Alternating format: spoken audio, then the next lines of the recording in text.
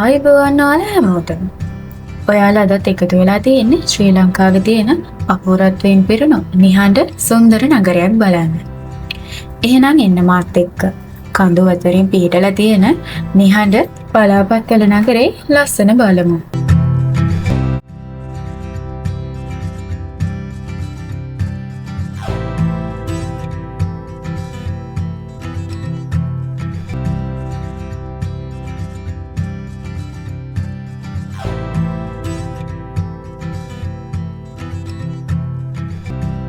මාතලේ ඉඳන් බලාපොත්වලට එන ඔයාලට හමුවන පිවිසුම් මාර්ග දෙකක් තියෙනවා. වම් පසින් දිස් වෙන්නේ ගලේවල මාර්ගය. දකුණු පසින් දිස් වෙන්නේ දඹුල්ල මාර්ගය.